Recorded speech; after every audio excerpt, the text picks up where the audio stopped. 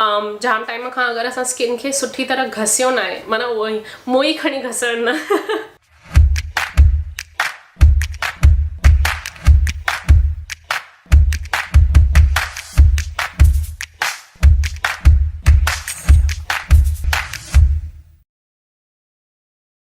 वापस सां हाय यो मां शूट थी कयां आई थिंक 1-1.5 महीनो रखी 1.5 त पक्को थियो जॾहिं मम्मी मां सफोरा विया हुयासीं उन खां पोइ तव्हां सोशल जी क्लिप ॾिठी हूंदी असां मस्तु खाई पी करे घर वञी करे असां तव्हांखे शांतीअ सां वेही करे सभु ॿुधाईंदासीं छा छा वरितो हा न मम्मी अञा उते थोरो घुमियासीं एंड उन खां पोइ वेही करे शूट करण जो टाइम ई न मिलियो जिते मां तव्हांखे वेही करे ॾेखारियां पई मां छा छा वठी आयमि मम्मीअ छा छा वरितो तव्हां चयो अॼु वेही करे तव्हां सां ॻाल्हायां सभु तव्हांखे ॾेखारियां मां हिते सभु सामान खणी वेठी आहियां कि छा छा वठी आयसि and I am so excited ॾाढी ख़ुशि आहियां मां छाकाणि त लंडन में सफोरा न हुयो त मां फाइनली अहिड़े देश में आहियां जिते सफोरा आहे मां पंहिंजे मम्मी खे गॾु वठी थी वञी सघां मां पंहिंजी शॉपिंग करे थी सघां and I love beauty skin care makeup ॾाढो शौक़ु आहे हिन ॻाल्हियुनि जो ब्यूटी स्किन केयर मेकअप जो त मूंखे ॾाढी ख़ुशी आहे कि सफोरा इंडिया में आहे हाणे असां घणियूं शयूं वरितियूं घटि शयूं वरितियूं पर चङियूं उहे महांगियूं हुयूं ऐं मूंखे सुठी क्वालिटी ते पैसा ख़र्च करण में थोरी तकलीफ़ घटि थींदी आहे छाकाणि मूंखे ख़बर आहे उहो चङो टाइम हलंदी आहे शइ ऐं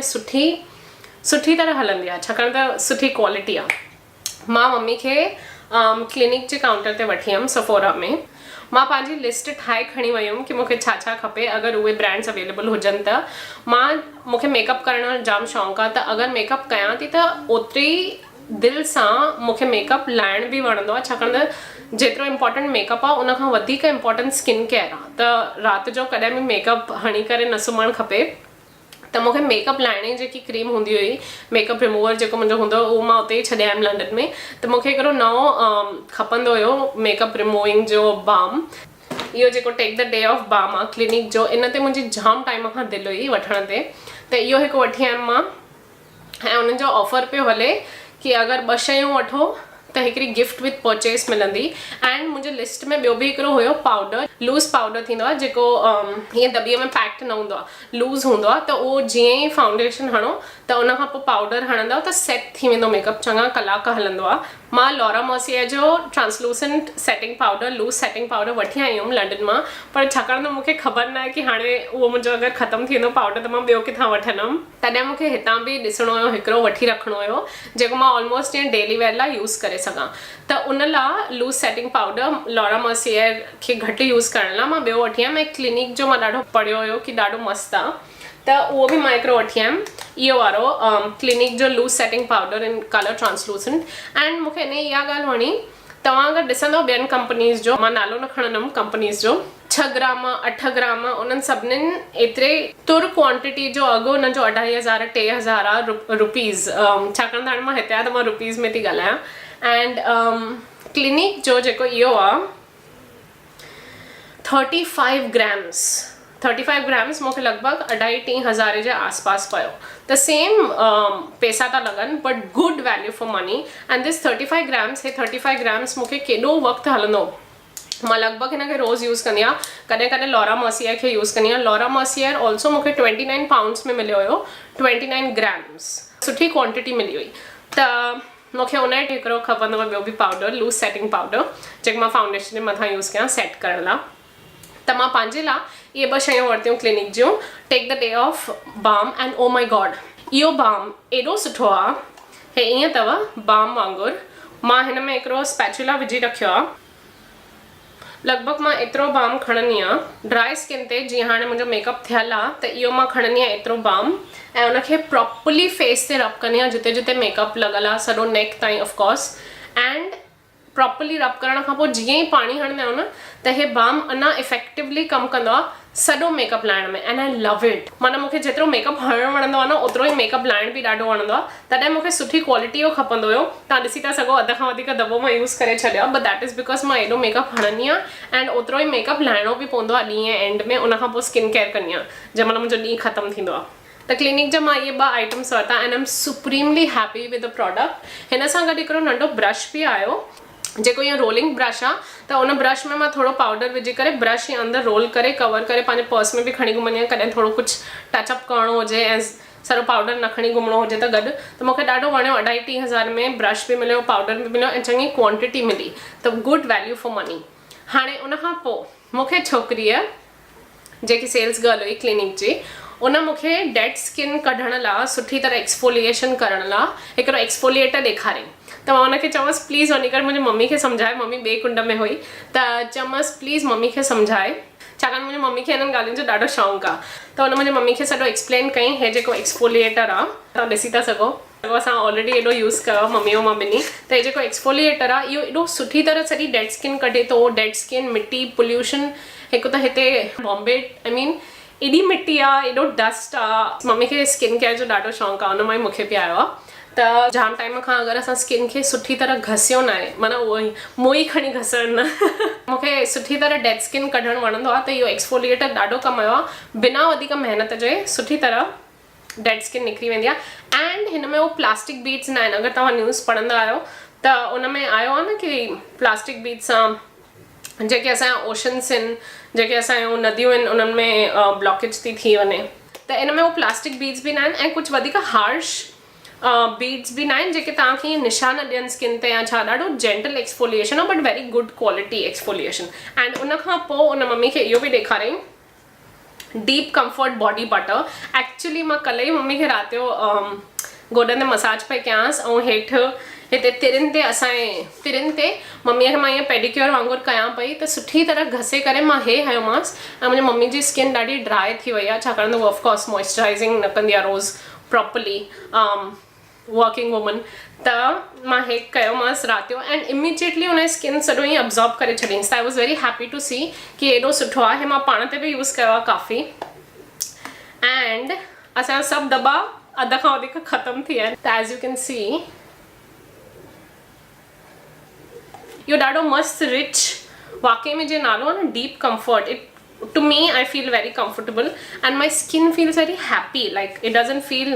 very dry after I put this and उहो ई त पर्पस आहे न जीअं ड्राई न लॻे असांखे स्किन त मम्मीअ हे ॿ वरितईं exfoliator sorry sparkle skin body exfoliating cream and deep comfort body butter ये ॿई वरितईं मम्मीअ ये ॿई 200 ml and this is 250 ml जेको एक्सफोलिएटर आहे 250 मिलीलीटर्स एंड हे 200 मिलीलीटर्स but beautiful like genuinely beautiful ऐं मुंहिंजी मम्मी ॾाढी ख़ुशि आहे हिननि सां ऐं मां बि इन्हनि ॿिनी प्रोडक्ट्स सां ॾाढी ख़ुशि आहियां जेके क्लिनिक जा आहिनि हाणे असां ॿिनी क्लिनिक जा इहे ॿ प्रोडक्ट्स वरिता त असांखे गिफ्ट विथ परचेस बि मिली अगरि तव्हां कंहिं अमाउंट जो परचेस कंदव त तव्हांखे गिफ्ट मिलंदी ॿिनि शयुनि ते हिकिड़ी गिफ्ट हुई त मूंखे पंहिंजे लाइ 2 शयूं उहे ई खपंदियूं हुयूं loose setting powder and makeup removing balm मां सोचे वियमि वठण लाइ त उहे ॿई खपंदियूं हुयूं ऐं मम्मीअ बि इहे ॿई वरितईं त असांखे गिफ्ट्स मिलियूं हिकिड़ी इहा बैग माना अलाउड हुयो असांखे चूज़ करणु की कहिड़ी बैग खपे त मम्मीअ इहा बैग चूज़ कई मस्तु मूंखे न आर्ट वर्क काफ़ी वणियो एंड मूंखे हीअ मिली आई मीन मां हीअ वरिती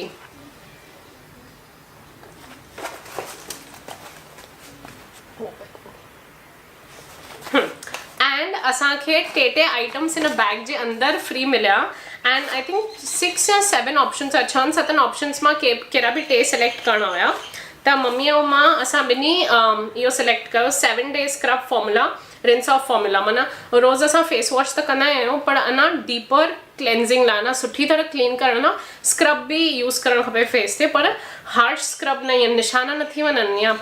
कुझु ईअं हार्ड न लॻे फेस ते जेंटल स्क्रब त हे उहो आहे ऐं मूंखे ट्रैवल साइज़ आइटम्स ॾाढा वणंदा आहिनि छाकाणि त ट्रैवलिंग लाइ ऑफकोर्स कमु ईंदा आहिनि त मम्मीअ इहो हिकु पिकअप कई मां बि हिकु इहो पिकअप कयो सेम आइटम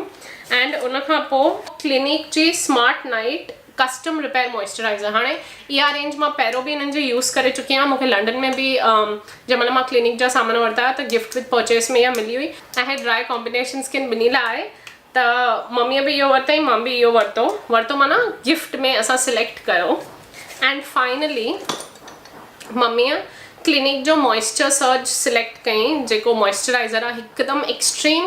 तव्हांजी स्किन अगरि ड्राई हुजे न त हिकदमि एक्सट्रीम हाइड्रेशन ॾींदो आहे ऐं उहा हाइड्रेशन रखंदव फॉर 72 hours माना 3 ॾींहंनि लाइ उहा हाइड्रेशन तव्हांजी स्किन फील कंदी त मम्मीअ हे 2 शयूं चूज़ कयईं पंहिंजे पर्स लाइ पंहिंजे गिफ्ट लाइ ऐं मां वरी जेकी थर्ड शइ हुई उहा इहा कई, take the day off cleansing balm, छाकाणि मूंखे ट्रैवलिंग वणंदी आहे। ऐं हिकु नंढड़ी साइज़ हिन सेम बाम जी मां चूज़ कई पंहिंजे थर्ड गिफ्ट लाइ। त I am very happy because I love this balm, like सच्ची में ॾाढो वणंदो आहे। त हिन में हे मुंहिंजा 3 आइटम्स मां सिलेक्ट कया। कहिड़ा बि 2 प्रोडक्ट्स वठंदो त तव्हांखे 3 आइटम्स एंड हिकु पाउच फ्री हुयो। त असां इहो वरितो सफोरा मां, ख़ाली क्लिनिक काउंटर तां। मां ॾाढी ख़ुशि हुयमि कि जेके मुंहिंजूं फेवरेट ब्रांड्स आहिनि ॿ टे उहे एटलीस्ट सफोरा में आहिनि। Clinic is one of my favourite brands, ॾाढी मूंखे वणंदी आहे। उन खां पोइ बॉबी ब्राउन, त बॉबी ब्राउन जो दुकान ई हुयो। उन खां पोइ स्मैश बॉक्स हुई ब्रांड, एंड उन खां पोइ मूंखे ॿी हिकिड़ी नई ब्रांड ॾिसणु मिली उते सफोरा में। मां फॉरेस्ट एसेंशियल्स ब्रांड जे बारे में पढ़ियो हुयो जंहिं महिल मां लंडन में हुअमि। इंडियन ब्रांड आहे, इंडियन स्किन केयर ब्रांड आहे, पर कॾहिं ईअं प्रोडक्ट्स उन्हनि जा साम्हूं साम्हूं ॾिठा न हुया। त सफोरा में फॉरेस्ट एसेंशियल्स वारनि जो बि काउंटर हुयो, त मां वियमि उते। एंड मूंखे पंहिंजे वारनि जो कंडीशनर न आहे उते छॾे आयमि, त मूंखे हिकिड़ो कंडीशनर खपंदो हुयो। त उन्हनि मूंखे 2 ऑप्शन्स ॾेखारिया ऐं मां इहो आमला हनी ऐं मुलेठी वारो ऑप्शन चूज़ कयो, छाकाणि त उन चई मुंहिंजा वार कलर्ड न आहिनि, हिकदमि नेचुरल वर्जिन हेयर आहिनि। त उन चई मुंहिंजे लाइ इहो सुठो रहंदो ऑप्शन। त हिन में हनी, भृंगराज, आमला, हैना, स्वीट आमंड ऑयल ऐं उहे सभी प्रोसेस थियल जेके हूंदा आहिनि ऑयल्स उहे न, हिकदमि हे ऑर्गेनिक कोल्ड प्रेस्ड सुठी तरह ठहियल सामान विधल आहिनि हिन में, तॾहिं महांगो हुयो। बट जॾहिं खां मां हणणु चालू कयो न, जेन्युइनली मुंहिंजो हेयरफॉल घटि थी आहे। तव्हां ॾिसी था सघो मां एॾो यूज़ करे छॾियो आहे, अधु बॉटल यूज़ करे छॾी आहे। त फॉरेस्ट एसेंशियल्स मां पंहिंजे लाइ हेयर कंडीशनर वरितो, एंड फॉरेस्ट एसेंशियल्स वारनि सां जेके सेल्स गर्ल हुई उन सां मां ॻाल्हायां पई, पुछांसि पई मम्मीअ जे स्किन लाइ छा हले, छाकाणि मम्मीअ जी मच्योर स्किन आहे। त उन चईं भई हे जेको शीट मास्क आहे, मूंखे शीट मास्क ॾाढा वणंदा आहिनि, त हिकिड़ो ई बचो आहे। त हे शीट मास्क ॾेखारियईं मम्मीअ जे स्किन लाइ। Age arresting Ayurvedic sheet mask आहे, ओजस नालो अथसि। एंड इन में पहिरियों त हुन चई 1000 रुपया। हे मां पुछोमांसि प्राइस 1000 रुपया। ऐं मूंखे काई नई कंपनी आहे त थोरो ईअं सोचे सम्झी पैसा ख़र्च करणु वणंदा आहिनि, ईअं डायरेक्टली न, छाकाणि मां फॉरेस्ट एसेंशियल जो पहिरियों कुझु ट्राई न कयो प्रोडक्ट। त उन्हनि जंहिं महिल चईं भई इहो 995 रुपीज़ आहे, मां चयो छॾ मन हिकु शीट मास्क लाइ एॾो ईअं कयां। पोइ मां उन खां पुछोमांसि हिन में घणा आहिनि पैकेट में, त हिन पैकेट में 3 शीट मास्क हुआ। एंड आई वाज़ लाइक माना लॻभॻि 300 रुपया 350 रुपया हिकु थो पए। ऐं उहो ई मम्मी खे फेशियल बेशियल कराइणु वणंदो आहे ॿाहिरां, ऐं मूंखे उहे न वणंदा आहिनि। त मां चयोमांसि ॾे, ऐं पोइ अची करे घर में मम्मी खे मां फेशियल कयो इन शीट मास्क सां ऐं जेड रोलर सां। हिन हिकु पैकेट में 30 ग्राम क्रीम आहे, 30 ग्राम्स क्रीम आहे। Can U believe it? Like तव्हांखे विश्वास थिएव थो? 30 ग्राम्स क्रीम जी बॉटल ईंदी आहे जेकी महीनो हलंदी आहे, ओतिरो प्रोडक्ट हिकु शीट मास्क में विधल आहे। त जस्ट इमेजिन केॾो तव्हांजी स्किन सोकअप करे वठंदी ऐं केॾो ख़ुशि थींदी तव्हांजी स्किन जंहिं महिल एक्सट्रीम मॉइस्चर मिलंदो। एंड एक्सपीरियंस सां थी ॿुधायांव, इहो मुंहिंजी मम्मी जो फेवरेट फेशियल आहे, लाइक शी लव्स इट। इहो त ऑफकोर्स यूज़ कयो थी मां मम्मीअ ते, इन खां पोइ बि वञी करे उहो अञा वठी आई आहे, ऐं इहो फेशियल मां कंदी रहंदी आहियां। त it is good value for money. माना लॻभॻि 350 में हिकिड़ो फेशियल सुठी तरह, एॾी सुठी क्वालिटी जो। That is what I really liked about this brand. And finally मूंखे मम्मी लाइ काई आई क्रीम खपंदी हुई सुठी। मां लंडन मां खणी आई आहियां हिकु ॿ, पर तॾहिं बि मूंखे फॉरेस्ट एसेंशियल्स जो ट्राई करणो आहे, छाकाणि त उन्हनि जो ॾाढो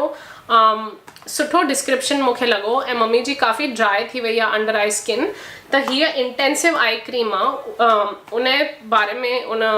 मम्मी खे सॼो सम्झाई, एंड मां उते बीह करे सभु इंग्रीडियंट्स पढ़िया, एंड फाइनली मां अप्रूव कयो। हीअ क्रीम हीअं लॻंदी आहे, एंड तव्हां ॾिसी था सघो मम्मी ऑलमोस्ट 80% यूज़ करे छॾी अथई, एतिरो ई बाक़ी आहे। मम्मी खे आई क्रीम ॾाढी वणी आहे, एंड उनखे अंडर आइज़ जे हेठां अगरि तव्हांजी ड्राई थी वेंदी आहे न स्किन, त ॾाढी ईअं रिंकली लॻंदी आहे स्किन, बट अगरि मॉइस्चराइज़र हणंदो न त थोड़ी ख़ुशि लॻंदी आहे स्किन। त मम्मी खे इहो ॾाढो वणियो इंटेंसिव आई क्रीम। त इहे सामान असां वरिता सफोरा मां, क्लिनिक जा 4 शयूं एंड फॉरेस्ट एसेंशियल जो 3 शयूं, ऐं फाइनली 2 आई शैडोज़। असां ॿिन्ही खे आई शैडोज़ जो ॾाढो शौक़ु आहे, मम्मी खे ऐं मूंखे आइज़ जे मथां हणण जो। त हे त सफोरा जो पंहिंजो ई वरितो, उन सफोरा जे ई ब्रांड जो। एंड स्वॉच करे ॾिठा न मां, जंहिं महिल हिते हणी ॾिठा ट्रायल लाइ, त मूंखे हिन जी क्वालिटी सुठी लॻी, इन करे मम्मीअ हिकु कलर वरितई, मां हिकु कलर वरितो। त इहे सामान असां वरिता सफोरा मां। ऐं पोइ फाइनली पलेडियम में I was so happy to see कि कील्स बि आहे। कील्स मुंहिंजी हिकिड़ी फेवरेट स्किन केयर ब्रांड आहे, न्यूयॉर्क जी आहे, बट उन्हनि जो दुकानु हिते बि आहे। छाकाणि त मां जंहिं महिल लंडन मां वापसि आयमि त मां पंहिंजे लाइ लिज़ अर्ल जो फेस वॉश खणी आई हुयमि, बट हाणे मूंखे टेंशन पियो अचे कि पूरो थी वेंदो त उन खां पोइ छा। त मां चङी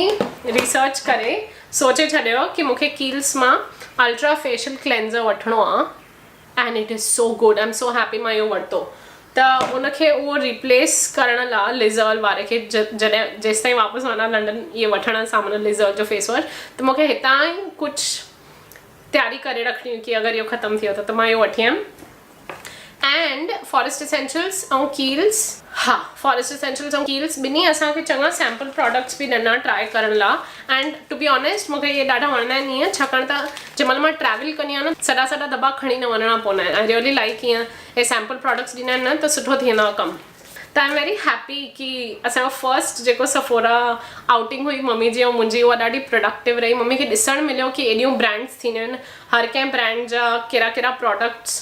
फेमस आहिनि मां उहे ॾेखारियामांसि मां उनखे स्मैश बॉक्स काउंटर ते वठी आईमांसि बाउस लिपस्टिक ॾेखारीमांसि and I was so happy to see कि मूंखे मस्कारा ॾाढो वणंदो आहे अखियुनि जो त डियोर जा सभु मस्कारा हुया उते एंड डियोर ब्रांड बि आहे I was very happy to see सभु सफोरा में हुयो ॾाढी ख़ुशी थी ॾिसी करे कि सफोरा हिते खुलियो आहे बॉम्बे में एंड सभु न पर चङियूं ब्रांड्स एंड चङियूं शयूं स्टॉक कयूं अथऊं त जीअं मां शुरूआति में तव्हांखे चई न ॻाल्हि ख़ाली एक्सेसिबिलिटी जेकी आहे उहा आहे एटलीस्ट भली वठूं न असां पर ॾिसणु मिलंदो दिमाग़ु खुलंदो पढ़णु मिलंदो कि कहिड़ी ब्रांड कहिड़ी शइ लाइ सुठी आहे छा प्रोडक्ट्स ठाहींदी आहे उहो ॾिसणु मिलंदो त मां मम्मी खे वठी हुयमि असां ॾिठो असांजो ॾाढो सुठो ॾींहुं रहियो घुमियासीं फिरियासीं शॉपिंग कई सोशल में डिनर खाधी ऐं थोरो अस टाइम स्पेंड कयो टाइम स्पेंड कयो मम्मीअ सां मां जाम सालनि खां पोइ हिते वापसि गॾु आई आहियां अगरि तव्हांखे स्किन केयर ऐं मेकअप सां रिलेटेड कुझु बि सुवाल हुजनि त प्लीज़ मूंखां हेठि कॉमेंट्स में पुछो हिन वीडियो खे लाइक कयो हिन चैनल खे सब्सक्राइब कयो सब्सक्राइब जे पासे में घंटी बि वॼायो जीअं मां नओं वीडियो विझां त तव्हांखे ख़बर पए ऐं सब्सक्राइब करणु फ्री अथव त प्लीज़ सब्सक्राइब कयो हिन चैनल खे एंड जेसि ताईं असां ॿिए वीडियो में मिलूं खोड़ प्यार बाय ओ किस प्रूफ लिपस्टिक आहे नॉन ट्रांसफर स्मैश बॉक्स जी बाउस लिपस्टिक आहे सभु डिटेल्स मुंहिंजे मेकअप जा हेठि डिस्क्रिप्शन जे दॿे में डिस्क्रिप्शन बॉक्स में लिखियलु हूंदव प्लीज़ कॉमेंट्स में मूंसां ॻाल्हायो एंड बाय